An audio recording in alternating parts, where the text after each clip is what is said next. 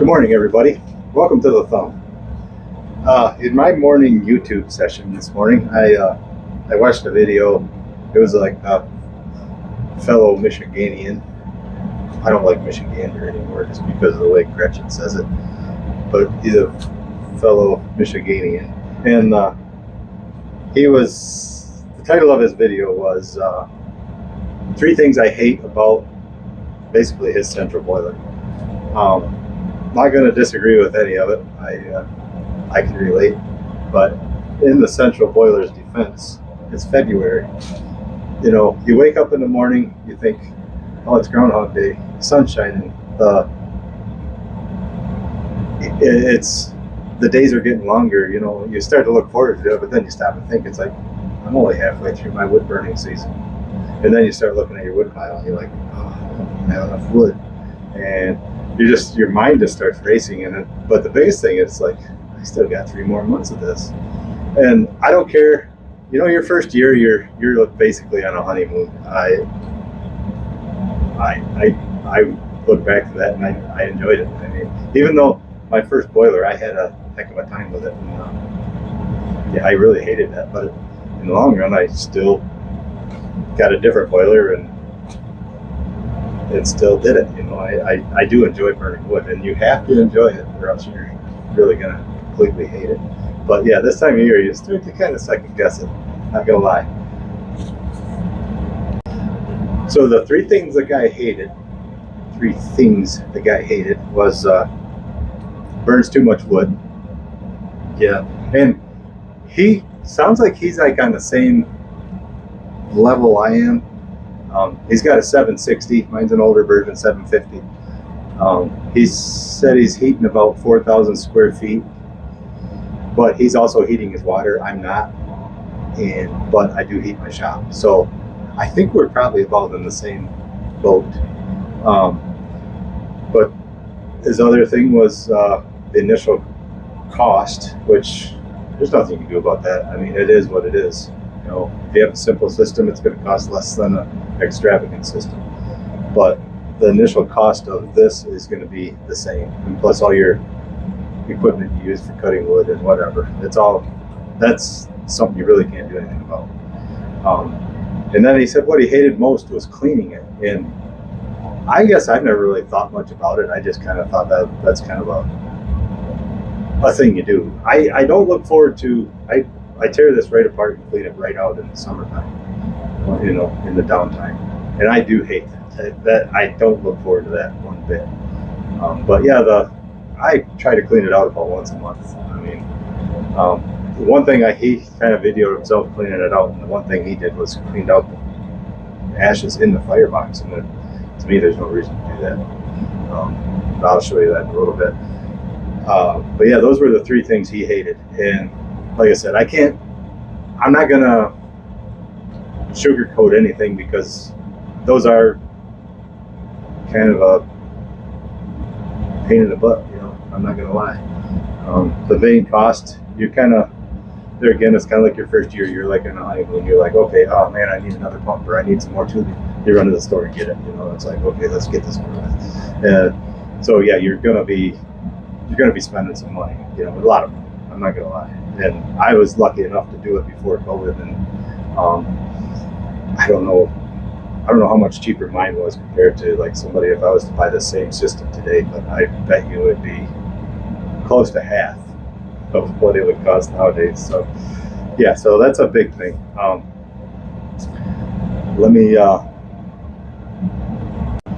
I'm going to try to keep this video short as possible and still get the point across.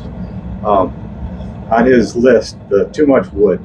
The one thing that I didn't do too much the first year was I didn't get real anal about the quality of wood. And I still, as far as species of wood and quality of wood, I don't really care about. But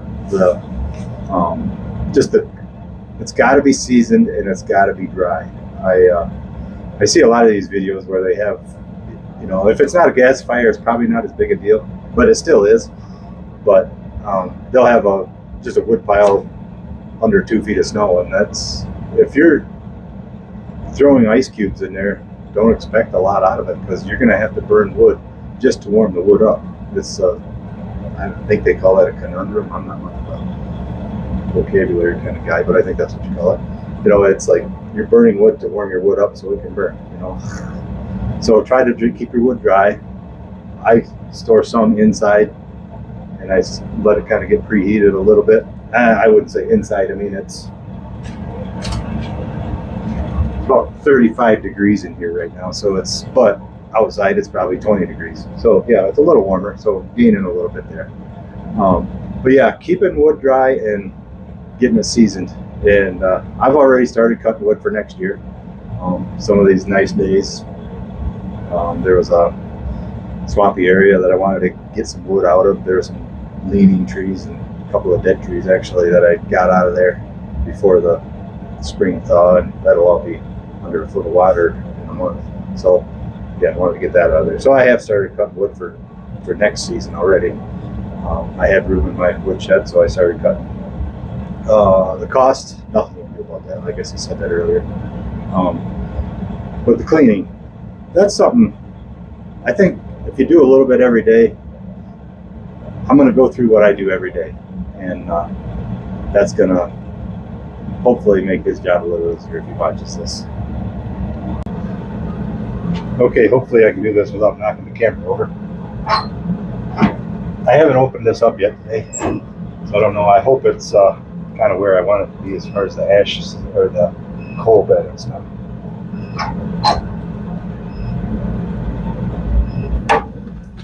Yep, looking pretty good. Can't really see it from there, can you?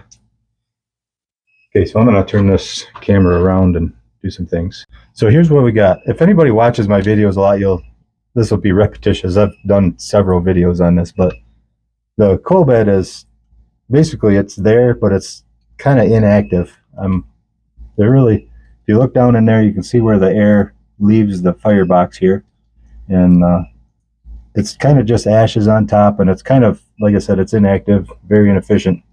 You can see a lot of creosote around the sides and up on top, and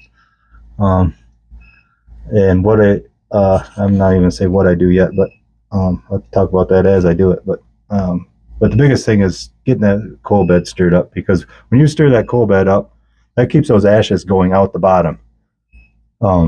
Yeah, that guy showed himself cleaning his boiler out, he actually scooped out all this stuff, and I'm like, that's crazy. Why would you do that? So anyway, let me just show you what we do. I should say, let me show you what I do. I don't keep a mouse in my pocket. First thing I do is on my, I don't know if the new fire starters have this, but it's got an ignition air. I always turn that on. Just kind of gives it a little bit of a head start, or keeps things hot. So then I use this tool. I don't know if this comes with the central boiler still. I would hope so, because that's about the only tool I use. I really don't use that other tool that comes with it. But I try to scrape as much of this side as I can. Today the temperature was down, so I'm not going to get a whole lot out of that, but I can scrape some, and that's the biggest thing. Every time you open it, just scrape as much as you can. Sometimes if, say, it just shut off and it's really high temperature, you can really get a lot done. And a day like today, you can't, but there's certain things you need to do, and I'll point that out once I get it going. Hopefully you can hear me. I'm trying something different with my microphone. If not, I'm going to have to turn it up for this part.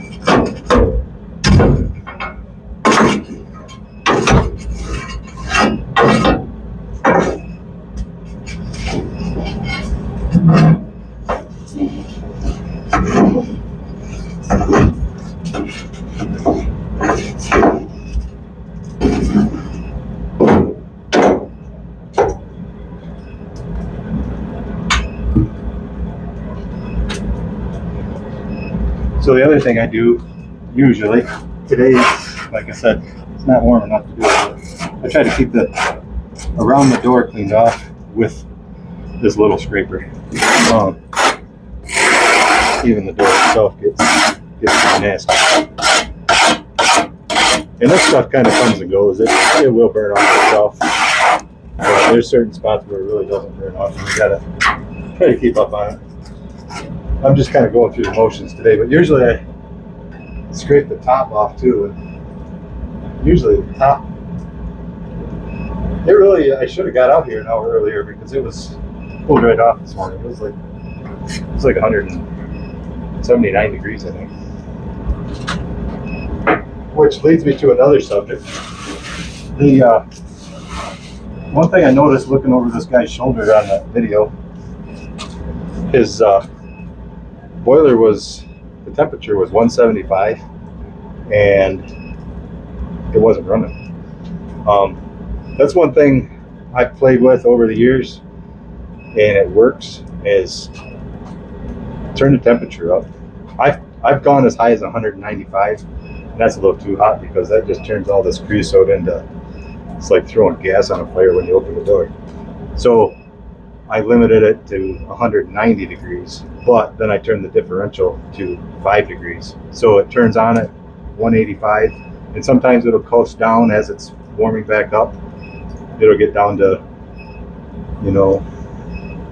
close to 180, and then, then it'll go up to 190, shut off, but then sometimes it'll coast past, and it'll get to 192, 193. But yeah, so that is kind of a sweet spot. It helps keep all the creosote out of here and also on the heat exchanger in the back. I've seen other videos. There's another one, Log Cabin Firewood, I think it's called. I'm kind of jealous of that guy. I mean, he's in his first year, so everything's clean anyway, but his heat exchanger is very clean when he opens it up, and it's, I don't know how he does it. I don't think he pushes his real hard, but just by the amount of wood he's burned so far this year. I mean, I'm probably around 10 full cords of wood so far this year, and I think he's at about 3 or 4.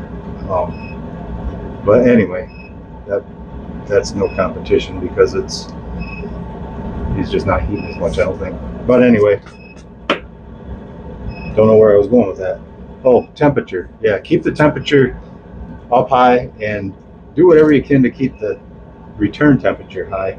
I'd like to see the schematics of how this water flows in here, because I kind of wonder if when the water comes back from my house, if it goes to that heat exchanger first, because that thing, I can't keep that thing from building up with creosote.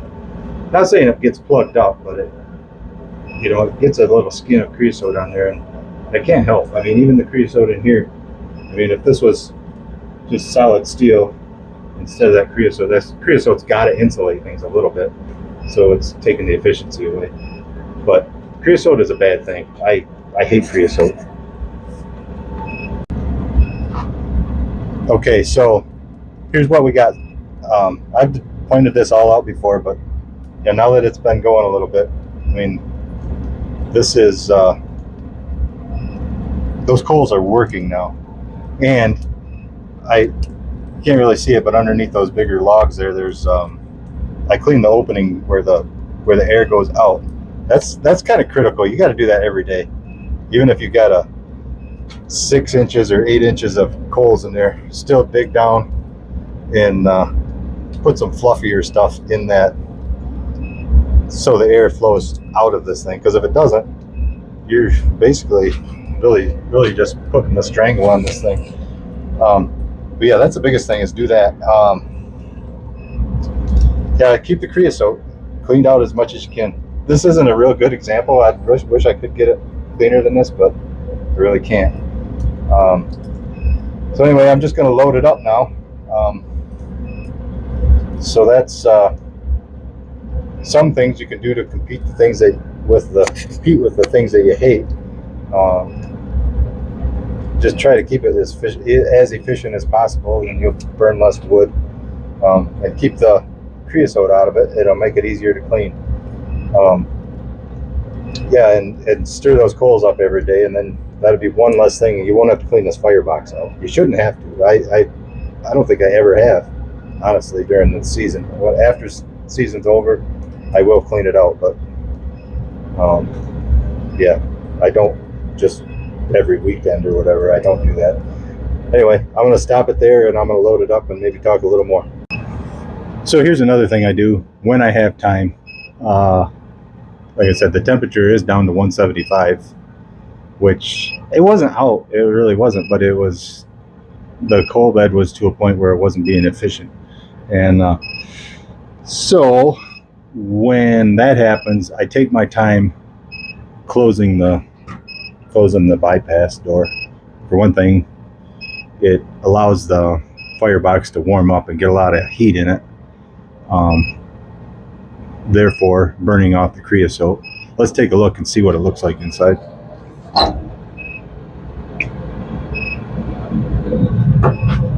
Yeah, see, it's burning, but I might, after this video is over, I might even let it burn for another 10 minutes before I shut the bypass door, which is a good idea anyway, because then all this smoke isn't going down through that heat exchanger. It's going right out the chimney.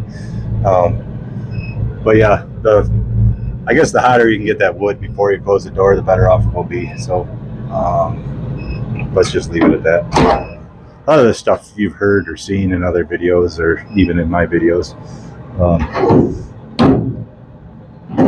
But yeah, I'm not going to close that right away.